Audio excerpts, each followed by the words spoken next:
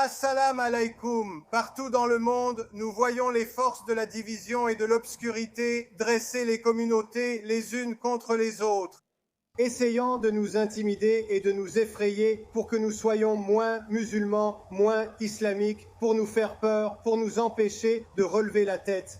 Mais nous avons montré pendant ce mois de Ramadan la force d'être musulmans.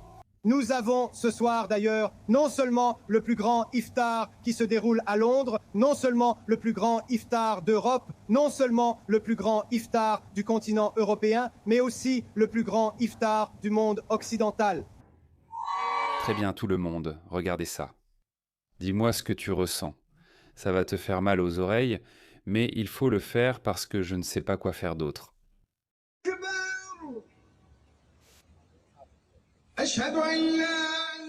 Ces gens font ça à Trafalgar Square.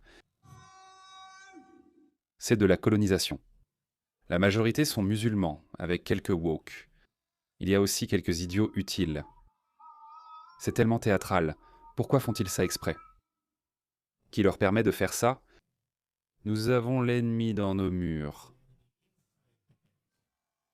Et quelqu'un leur a ouvert la porte. Regarde ça, ils prient. Ils ont fait ça à Times Square. Ils font ça à Trafalgar Square. Ils font ça exprès.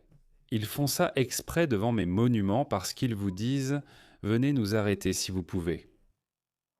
La Grande-Bretagne est islamique. Nous colonisons l'Europe. Et les choses vont s'accélérer très vite, très vite. En fait, regardez ça, ce n'est pas seulement moi qui le dis. Ils vous le disent ouvertement.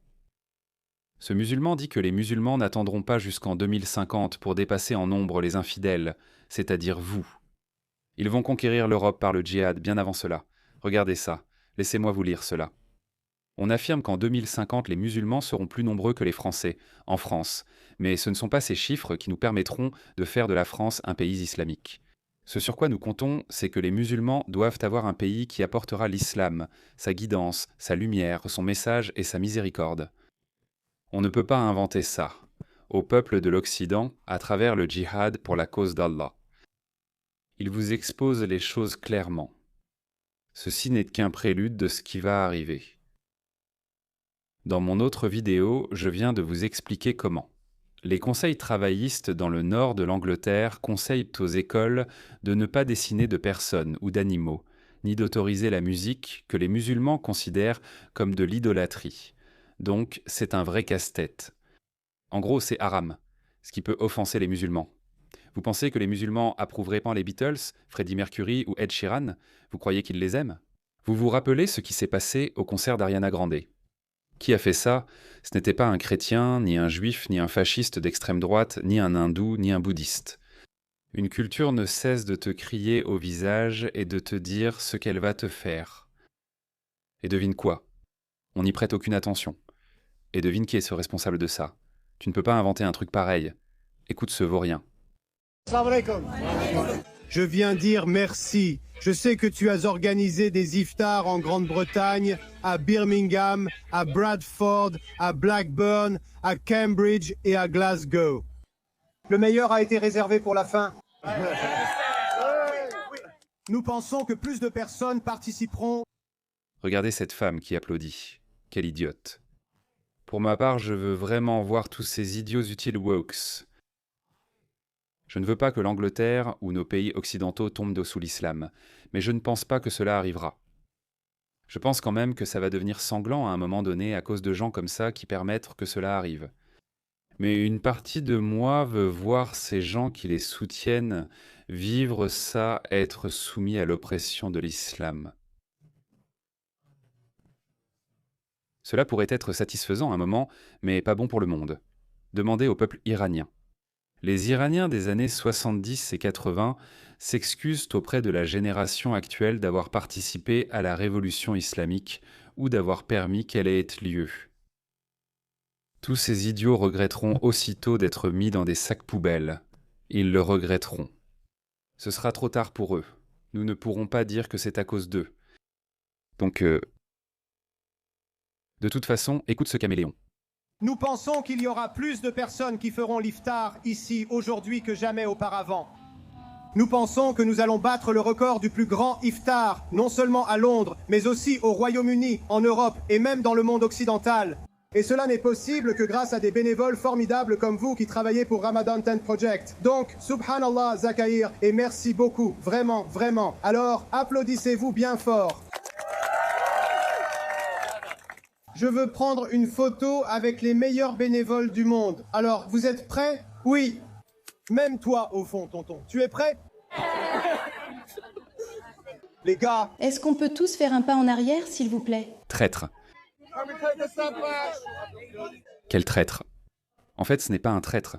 Il sert très bien l'islam. C'est un traître envers la Grande-Bretagne et le peuple britannique. Et regardez, la vaste majorité de Londres n'est même pas blanche. Donc tu as déjà perdu ta capitale. Tu as perdu ta capitale au profit de ces gens. Regarde ce qu'ils font, ils la détruisent. Pas surprenant que les Émirats arabes unis refusent d'envoyer leurs enfants dans les universités britanniques jugées trop islamisées. Regarde, ils scandent « Nous allons faire l'intifada ». Intifada signifie terrorisme. Nous allons vous tuer parce que nous considérons cela comme de la résistance. De Londres à Gaza, vous n'avez pas encore ressenti le feu.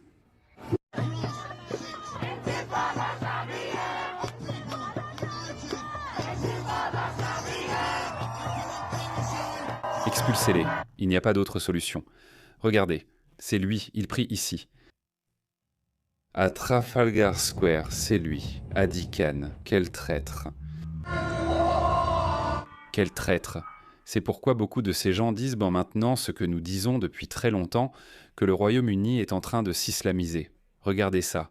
Je ne sais pas qui est ce type. Je ne sais pas s'il était de gauche ou non. Je ne sais pas. Trevor Kavanagh, ex-rédacteur politique travaillant pour The Sun. Écoutez ce qu'il a à dire. C'est un danger sérieux et présent. Et il est incroyable que nous restions simplement les bras croisés à nous lamenter. Toi et moi en parlons, mais rien n'est fait. Dernière question que j'ai posée à quelqu'un ce matin et il en est tombé de sa chaise. Sommes-nous en train d'avancer à l'aveugle vers une situation semblable à l'Allemagne nazie, Trevor Kavanagh? Non, je ne pense pas que ce soit le cas. Je pense que nous avançons à l'aveugle vers la transformation en République islamique. La République islamique de Grande-Bretagne. C'est l'avenir, les gars. Voilà ce qui arrive. Je suis évidemment partisan d'une solution politique. Je dis évidemment que nous avons une chance de ressusciter nos démocraties moribondes lors des prochaines élections générales, parce que les choses ne cessent d'empirer. La prochaine élection générale au Royaume-Uni aura lieu en 2029, en Australie. Notre prochaine élection générale aura lieu en 2028. L'Amérique est en sécurité pour l'instant, mais seulement pour l'instant. Si les démocrates arrivent au pouvoir, l'Amérique est foutue aussi. Je suis désolé de le dire. Ce n'est pas le moment d'avancer en somnambule vers notre propre perte. C'est le moment d'être très politique. C'est le moment de prendre les choses en main. Et par là, je veux dire que nous devons être politiquement actifs. Nous devrions tous être des militants politiques. Nous devrions tous nous exprimer contre l'islamisation de nos pays occidentaux. Parce que si vous pensez que les choses vont se corriger d'elles-mêmes, ce ne sera pas le cas.